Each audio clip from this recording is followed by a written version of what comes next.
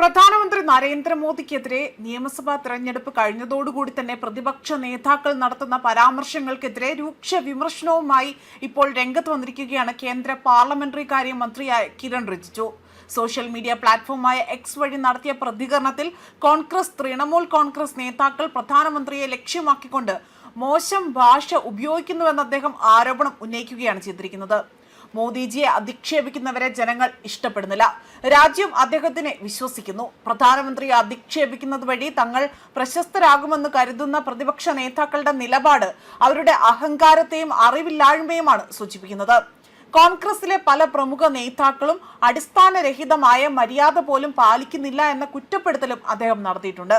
പ്രധാനമന്ത്രിയെ ലക്ഷ്യം വെക്കുന്നവരുടെ രാഷ്ട്രീയ ഗ്രാഫ് അത് താഴേക്ക് പോകുന്നതാണ് നാം കണ്ടുവരുന്നതെന്നും അദ്ദേഹം വ്യക്തമാക്കി.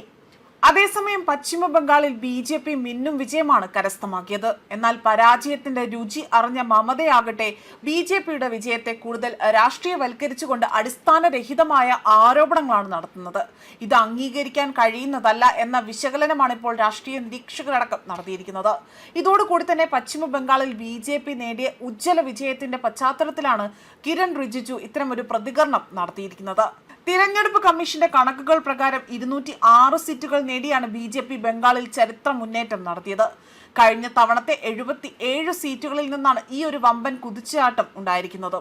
കോൺഗ്രസിനും ഇടതുപക്ഷത്തിനും പിന്നാലെ തന്നെ തൃണമൂൽ കോൺഗ്രസും ബംഗാൾ മണ്ണിൽ വലിയ തിരിച്ചടിയാണ് ഇപ്പോൾ നേരിടേണ്ടി വന്നിരിക്കുന്നത്. അതോടൊപ്പം തന്നെ ഡൽഹിയിലെ BJP ആസ്ഥാനത്ത് നടന്ന വിജയാഘോഷങ്ങളിൽ സംസാരിക്കവേ പ്രധാനമന്ത്രി നരേന്ദ്രമോദി ആകട്ടെ ഈ ഒരു വിജയത്തിന് ജനങ്ങളോടായി തന്നെ നന്ദി അറിയിക്കുകയും ചെയ്തു. ആഗോളതലത്തിൽ യുദ്ധങ്ങളും ആ ഒരു അസ്ഥിരതയും നിലനിൽക്കുന്ന സാഹചര്യത്തിൽ തന്നെ ഇന്ത്യയിലെ ജനങ്ങൾ തിരഞ്ഞെടുപ്പിനെ വലിയ രീതിയിൽ ഇവിടെ അഭിമുഖീകരിച്ചു എന്നതാണ് അദ്ദേഹം വ്യക്തമാക്കിയിരിക്കുന്നത്. ബംഗാളിന്റെ ചരിത്രത്തിൽ തന്നെ ആദ്യമായി തന്നെ തിരഞ്ഞെടുപ്പുമായി ബന്ധപ്പെട്ട് ഒരു നിരപരാധിയുടെ പോലും ജീവൻ നഷ്ടപ്പെട്ടിട്ടില്ല എന്നതാണ് ജനാധിപത്യത്തിന്റെ വിജയമാണിതെന്നതായിരുന്നു അദ്ദേഹം ചൂണ്ടിക്കാണിച്ചത്. രാഷ്ട്രീയ പ്രവർത്തകർ പ്രതികാര രാഷ്ട്രീയത്തിന് പിന്നാലെ തന്നെ പോകാതെ നാടിന്റെ മാറ്റത്തിനായി തന്നെ പ്രവർത്തിക്കണമെന്നും അദ്ദേഹം ആഹ്വാനം ചെയ്തു. ആക്രമണങ്ങളും അതിന് അനന്തമായ ചക്രം അവസാനിപ്പിക്കാൻ സമയമായി എന്നതായിരുന്നു അദ്ദേഹം വ്യക്തമാക്കിയത്. ബംഗാളിൽ അവിടെ ദശാബ്ദങ്ങളായി തന്നെ നിലനിന്നിരുന്ന രാഷ്ട്രീയ സമവാക്യങ്ങളെ പൂർണ്ണമായും അട്ടിമറിച്ചുകൊണ്ടാണ് BJP ഇത്തവണ ഇവിടെ കരുത്തു കാണിച്ചിരിക്കുന്നതെന്നും അദ്ദേഹം എടുത്തു പറയുകയാണ് ചെയ്തിരിക്കുന്നത്. ന്യൂസ് ഡെസ്ക് കർമ്മ ന്യൂസ്.